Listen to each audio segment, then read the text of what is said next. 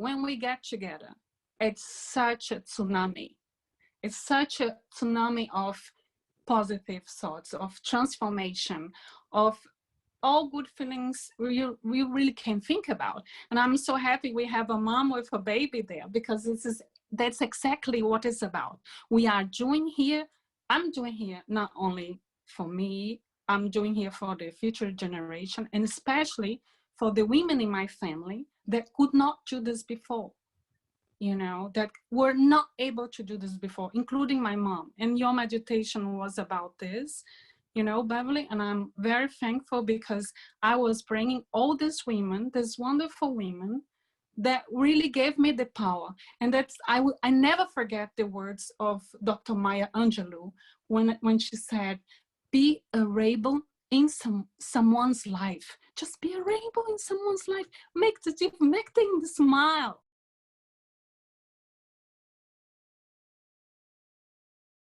Today, we are celebrating International Ladies' Day, which traditionally has been celebrated globally on March the 8th to commemorate the cultural, political, and socio-economic achievements of women. It is also the focal point of women's rights movements, bringing attention to issues like gender equality, reproductive rights, and non-violence against women. We've come a long way in the last 100 years. However, as we've heard from one of our speakers, Tiffany Cromwell, one of Australia's top female cyclists, women still don't get equal pay or equal rights. But that's okay, one step at a time. So today, we will talk about celebrating women, because we can quibble over issues like this forever, but today it's about stepping in our power, stepping into our oneness, and allowing ourselves to just be and to connect in the moment, because together we can make a difference. And I'm about to introduce you to one incredible lady who has made an amazing difference to our planet and to women. Alexandra Magalhães Zeiner, who is a world citizen and also a peace ambassador. And she started her career as a marine biologist and researcher, a writer and author of 4 children's books. She's also a very highly sought after public speaker. And she's made it her mission to help women any way she is able. And today she would like to truly connect with people on our group. She does loads of peace events and she organizes lots of women's groups. And she has come today so that she can help each and every one of us on our pathway. So I'm going to start by asking her some questions so she can open up, because I've met Alexandra quite a few years ago. She's also an ambassador for TAF, their animal fund. And she gave an incredible speech there. And I met her beautiful son, who is just glowing with unconditional love also. So Alexandra, welcome to Be Here Now Ladies Group. And please could you tell our ladies what started you on your journey to peace and love and being an environmentalist? Maybe you could tell us about your upbringing in Brazil and all the numerous countries that you've been to, and what it was like traveling as a female and so forth. Oh my gosh. So first of all, I'm so in deep appreciation for this moment with you all. I'm talking from my telephone. Sorry, I cannot see everybody. And I asked the permission, then I asked some of you to make pictures and please send me, because this is a very, very special moment for me. I'm connected with Australia, I'm with South France, I'm connected with England. I don't know where all of you are, but I've been in some places that you are now, and I think this is I think this is a blessing that we are able now to be connected in such a way. I'm a Brazilian German. I citizen, so this is, but well, my son said, when we were discussing, making jokes at the same time, because he was born in Austria, and then he said, no, Mom, I'm not a German, I am a citizen of the world. And I was so happy. It was, he was maybe 10, he's now 15. And let's start from the beginning, like what made me go out of Brazil. First of all, I was born on the coast of Brazil, by the Atlantic, by the South Atlantic. Then I started my research career, and I got a scholarship to finish, to have my master's degree in Canada. And that was the first step. But before that, I was in Holland, and I worked as a student in Holland. And it was also a very important time for me, because as a student, I was also working in the summer in Croatia. And that my focus that time was just my master's and continue with my career. And once I finished my master's, I don't want to get in much details, but I've been back to Brazil. And because of the political situation in Brazil, they told me, some professors from my university told me, what are you doing here? You should go back to where you come from. And I was saying, what? Where I come from? I was studying here at this university. My intention was to come back here and continue and be a professor and continue to do my PhD. And I was faced with a situation where I said, hey, come on, shag it, then stay there, I'm going, really. And well, there was also some, meanwhile, I had met a German guy, and then I got married, and comes my connection with Australia, because when I was then living in Austria, after moving from Canada, I met an Australian lady from Brisbane, and I know there's someone there that I didn't know her name, but she said, well, there's a place where you can go, and maybe with the contacts with the university, you can make your PhD in Australia. And I said, oh my gosh, is that true? And I really did. In year 2000, 2001, I sent my application to Brisbane University, and there was some, well, it didn't happen, but I have really this connection with Australia since then. I always met wonderful women from Australia, and they were always like, you know, somehow they had this kind of connection with Earth, with also like, you know, like Beverly, when we met personally, we talked about this and how important this is to keep this connection with Earth. And that was my quest to, my PhD ended up in a permanent head damage, is to be a mother. I became a mother. And in one, I just wrote something really short on the Facebook, on my Facebook page, because my name is very long, but it's how I like to have it, really. Someone told me, hey, you cannot just tell you are an author, you are a mother. I said, but I said to the person, she was a very well-known writer in Brazil, and I just said to her, sorry, I wouldn't be what I am, who I am now, if I wouldn't be a mother. So motherhood brought me this anchor, brought me this feeling that, well, yes, I'm connected with all women. I am a woman now. I gave birth. I have to take care of this baby.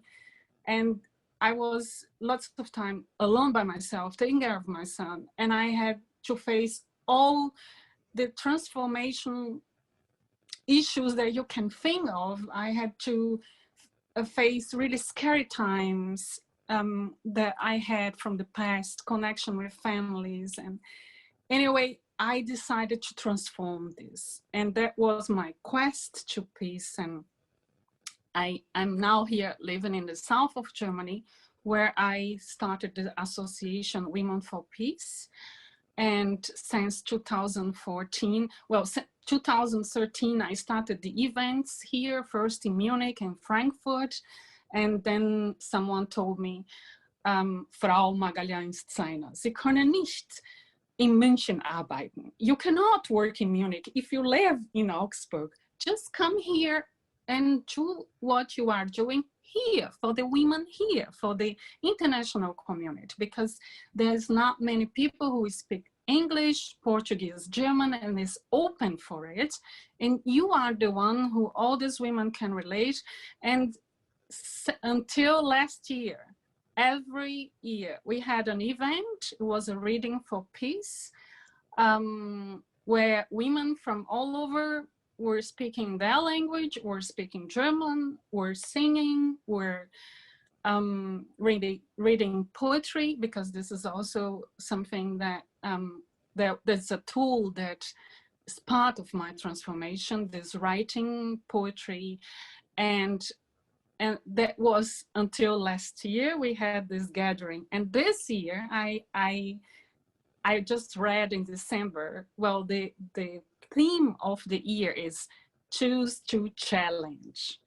And I said, okay, I will do it. I tell you, I'm going to the streets and I will have women with me. I had this vision where we hold each other with one scarf, with our scarf that's long enough to be separated from each other, but we'll hold together and we'll be there. And I've done it. I've done it. It was not so easy like I'm telling you, but this is, and one point that really scared me somehow was to see that some women were against this gathering, were against a peaceful gathering. But why? I was asking myself, why is that? But please pay attention to the words, choose to challenge. You know, yes, I did. It was like they say in German, and I know some of you speak German, eine Herausforderung. It was very, very difficult until the last minute, but I managed, and I had flowers. I had 50 flowers for women that were on our circle, and they got the flowers and they were so happy. And I just had some pictures then also on the Facebook, on our fan page. I continued this quest because it's a daily quest. It's not every day that we are fine and that we can say, hey, today I'm wonderful, but we can do it if we are together. And if we meet people like Beverly, like Kim, that can get us, say, hey, let's meet, we at least online, let's make the difference. Let's choose to challenge. We can do it. I believe we can do it. And I'm really, and was for me great to have this connection, because for the other projects that I'm starting, I was thinking that would be wonderful, because if we have really people together that can keep this level of thought and positive and say, yes, we can do it. I'm sure we can. I'm sure. I mean, that's proven, you know. And I think that events, the feedbacks I had also from men, because they say, but how come you allow men to for the evening for our reading? I said, yes, of course I do, because I want to praise also the men that are together with us on the way. Why not? I mean, that's what about. It's about the masculine and the feminine together in one, otherwise all together. I mean, from all, all people that from all ways. I think that I believe, and I know that we are spread it out all over, but I think that when we get together, it's such a tsunami. It's such a tsunami of positive thoughts, of transformation, of all good feelings we really can think about. And I'm so happy we have a mom with a baby there, because that's exactly what it's about. We are doing here, I'm doing here not only for me, I'm doing here for the future generation, and especially for the women in my family that could not do this before, that were not able to do this before, including my mom. And your meditation was about this, Beverly, and I'm very thankful because I was bringing all these women, these wonderful women, that really gave me the power. And that's, I never forget the words of Dr. Maya Angelou when she said, be a rainbow in someone's life. Just be a rainbow in someone's life. Make them smile. Make them, when they think about you. Well, I don't say that all the Germans will smile when they think about me. I'm very fierce when I'm speaking German sometimes. I have this urge to really just give my point. It's such a strong language when you want to speak, the truth also. I think that's make the difference, that we can speak other languages, so we accept our difference, and from this difference we make our strongest point that we can get, and we show this. And this is the importance. I want to show that each and every one of us, and I know all the ladies that are there, and I want the names and of everybody where they come from, because I think you are lighthouses, exactly now, exactly on this time. We have to have this lighthouse effect and say, hey, here you can come, because the people who know me, they can call me, they can come here anytime, and I will talk with them, and I will be really direct to the point. So what else can I say? I'm really thankful that we are doing this and that I'm with you today and now and today. Thank you, that's wonderful. And we will go round the room shortly. However, I know you do so many incredible things, and I just want to know how you started, because you were a marine biologist, and Yeah. about your work with the mammals and the research, and you've done so much scientific research, and how you feel, because I know from previous conversations you fell in love with animals and nature as a very young child in the Amazon and things like that. And I say to people, you don't have to go to the Amazon. Now we're in lockdown in many places. Well, I escaped France to come here so I could breathe and lead a relatively normal place. But as I mentioned to you earlier, if you can't be in nature, then bring nature in. Like Z's got her lovely screen with the nature, and I've got the sky and the clouds, because I feel the clouds are giving us strong messages at the moment. And it's really, I remember as a child, I used to lie and look up at the sky and look at the clouds and just watch them, and we'd have games like what we could see, any people or faces and things. But nature is so important, and we need it inside. So if you are in lockdown, which I know a lot of you are, or on very strict restrictions, buy potted herbs like mint and basil and coriander, bring that in, and just feel the nature and the energy from nature.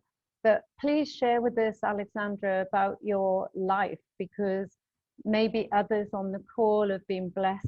I know the lovely Christiana lives in a sacred space in Romania, and that is on my list to go and visit her there. So, and the same, the people in France, we're living in the Côte d'Azur or Monaco, and it's amazing. And Rosie and I are lucky to be in Australia, so, and James in Portugal. So let's hear from you, because I know you can tell people how to really connect.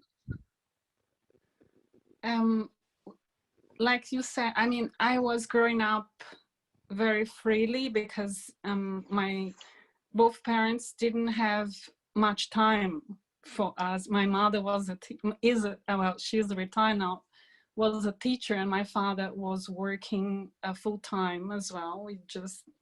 And they both come from farmlands. I mean, they were farmers as children, and there they are, they meet on the city, they married, and they have children, and didn't have time for the children. They would send us to be with the grandparents. So in all my books, the main characters are grandparents. I mean, there's the last book, there's the mom owl. It's a mom owl, but I was growing up with my feet on the ground. I was just having underwear, just like really a native person, let's say. And I found out even that, I have really in my blood, I have blood from Black, from Indian, from Portuguese, from Europeans. Anyway, I think that gave me this strength to be connected with the nature and to know where I come from. So I'm not a city person at all. I have to have nature. Otherwise I get really sick. I saw this during my move from Canada, from Newfoundland to Vienna. And Vienna is a big city, it's the capital of Austria. And the first 2 years were very hard for me. So I was growing up with this, and I was really, like I said, very focused on my studies. I didn't want to work with people at all. I just wanted to work with animals. And, life brings you this kind of surprise. Suddenly, you are in a crossroad and you say, hey, and that was the time when I thought that I could move to Australia. I got pregnant. So it was a blessing. And still I would run sometimes in the woods in Vienna, like just barefeet, and people were looking. But I mean, I have to have this connection with nature, with the animals. And I started my writing. I took serious to write my books, and my books are bilingual books because I wanted my son to learn both languages, and he can speak 3 languages anyway. And the first book is about the pink dolphin. It's about a legend that happens in the Amazon. I never lived in the Amazon, but I had 2 aunts who lived in the Amazon, and they felt, they were always telling me all these stories about the pink dolphin. And the women in Brazil, in the north of Brazil, they believe, it's a belief from native people, like when women get pregnant and they don't know their fathers, they can say that it was the pink dolphin. And people believe in the village, they believe that. So you have, I just read a couple of years, I think weeks ago, there was a woman was now elected, I don't know, in a very high position in Brazil, but she's a daughter of the pink dolphin. So I was thinking, hey, isn't that amazing? 10 years ago, I wrote this book. 10 years ago, I started this new way to, call people's attention to our animals and to this connection we have with animals. And I'm sure I'm talking about Brazil, but you have in Australia too. You have animals that just live in Australia or England or France or Portugal. I mean, you have this kind of protected nature that belongs to your ecosystem. And even here in Germany, when I'm talking about the pink dolphin for school children also, some didn't believe. And even I have in my Facebook a video from a mother she made from the son, because he didn't believe that the pink dolphin exists. And after he read the book and he said, oh, she's talking, this is true, this woman, yes. And the mother was telling him, and he he was, I think, 9 when he did. It's so sweet. And I think that's the kind of awareness that we want to bring, because we are in a very difficult situation in Brazil. I don't want to talk about politics here, but all of you know what's going on there. And the devastation of ecosystems are putting dangers, not only animal populations, but people populations too. And that's where I come with the projects here to Germany, because thanks Lord, the Germans have this love and care for Brazil. There are lots of Germans too in south of Brazil. They speak German there. So we have this connection, and on this connection I work with this I show our art, our culture, our music as a way to connect people and show them, hey, let's work on the basis of what we have together. And this is what touched. And I have to come back to the detail of when you put that picture of myself on the call for today. And I have my hand in my heart, because this is, I think, you know, from Native people, that's how you connect with yourself, because of your heartbeat. A heartbeat is your connection with yourself. And this is one thing that I use all the time, especially in time of crisis and this time of, I have this connection. I try to be in the nature with my hand in my heart connected, and I pray. And I pray, and it was wonderful, your words. I also use in my praise, and this is another thing, I think that we are all connected, because I pray that we take this strength, and especially women, especially us. Because if I tell you, in Brazil, who has the strength are the women. You know, are the women who can change this. And we are now in this new era. All of you may know from as above, so below, from all the signs that we are having. And this is what I really do every day.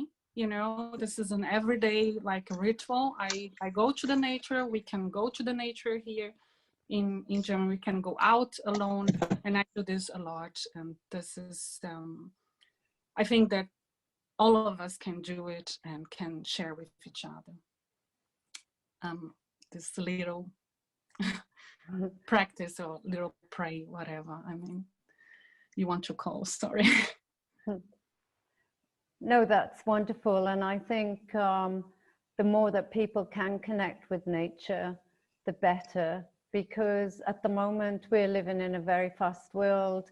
We're living in a digital world, and it's, even the Dalai Lama said on one of his talks that one of the main causes of stress is social media, because especially with the young children, they put Facebook posts or Snapchat or whatever they're using, because I believe Facebook is for the oldies now, but but even adults are, you know, getting stressed because you put up a post, and then before they go to bed, instead of switching off naturally, maybe go and meditate under the stars or reading a nice old-fashioned paper book so that you can unwind before going to sleep. They're looking at social media, and the waves from the telephone or computer, you know, is activating your brain, so it keeps you awake for another 2 hours. And if you haven't had the likes that you expect, and you check what your other friends are getting, and then in the morning, instead of waking up naturally and having your shower and making your food with love and eating your food if you have time before going to work or school or study, you know, they're checking the social media, and then that gets you uptight for the rest of the day. So it's a big cycle. So I've been saying for years, you know, when people come to dinner with us, put your phone in the basket. We'll take it out once in the night so we can take photographs, but you know, we have to have at least one detox. And we do the same when we go on nature walks. It's no phones, only for photographs, and that's it. So Yeah. and when you mentioned about you say the same words as me in the meditation, I truly believe as we're speaking now, my words are going into the collective universal field unless you put them in a bubble of light. So it's like the 100 monkey theory. So one monkey, as I'm sure everybody knows, is washing a potato, and then all of a sudden all the monkeys on the island are washing the potatoes before they eat them, and it's globally. So people can pick that up. Yeah. But yeah, but we could, but we still, I think, Beverly, like with gatherings like you are now doing with organizing with Kim, I think that's the thing. Yeah, people are doing this, but then you ask someone, well, let's do it, can we try something else different, and it's good for you, it's good for me, it's good for everybody, and we can slowly change this, and start with women too, because when I talk with my son about a powerful mantra that I got this from my masters, from my yoga masters, he believes that. I was in Brazil and he was here in Germany, and he was very distressed because he was alone. And I said, well, just listen this mantra, you will feel the difference. Next day he told me, you were right. It helped me. I'm listening now all the time. I'm afraid, or I'm thinking too much or something, you know? So if you give a tool, if you give an example, they take it so quick too. And this is the other side of the coin. That's what we have to invest more on. yeah, so that's a really good tip for everyone on the call who have children, or who's an auntie, or just got friends with neighbors with kids. And what other tips can you give us? Like, we're going through a pandemic.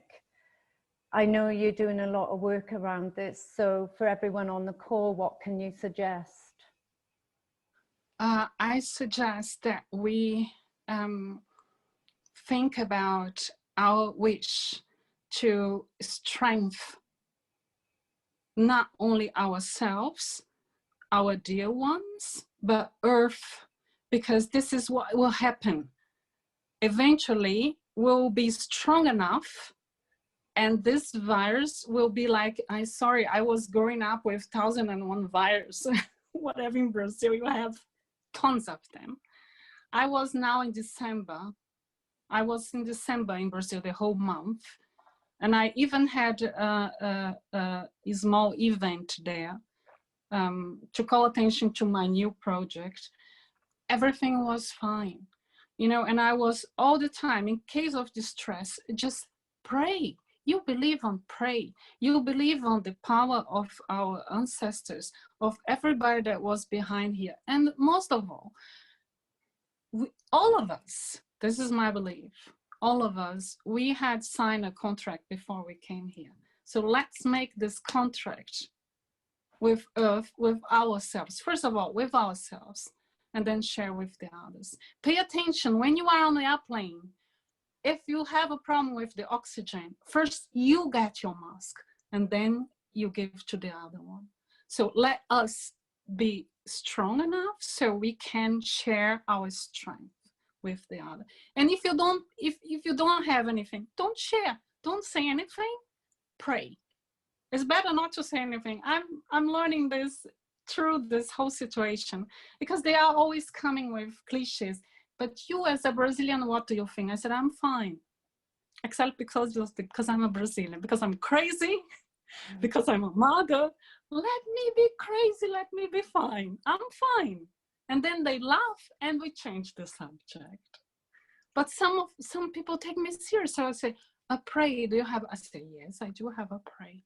Can you share with me? Yes, I can share with you. I share everything. I mean, and that's what I really, also when I'm in social media, I do my, I go to social media because I have to answer my friends that are all over, and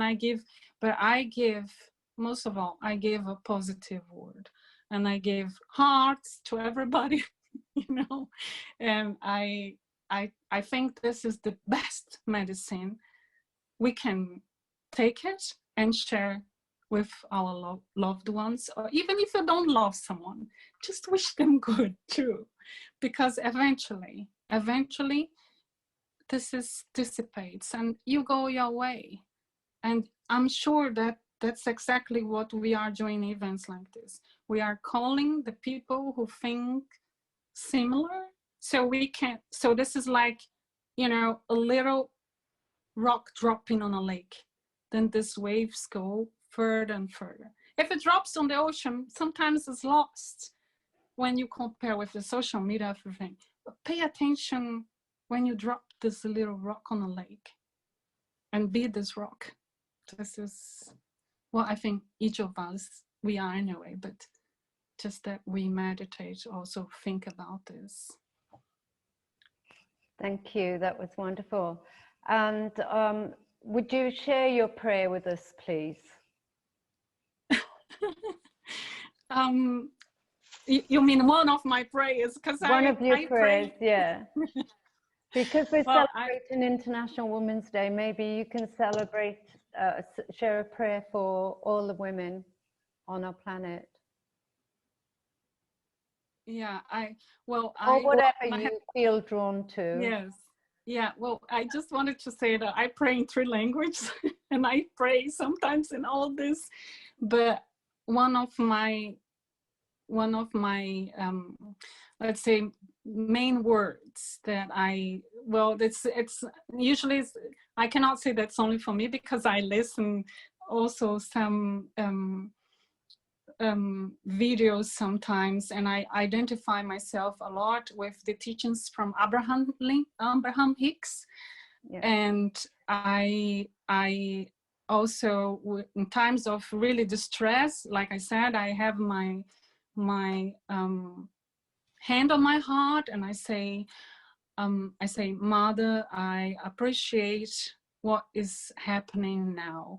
It's only attraction, and everything will be fine with me. Thank you. That was beautiful. Thank you all for being here. And Alexandra, thank you so much for your beautiful message, and just a light, you're the rainbow today shining on all of us. So thank you very much.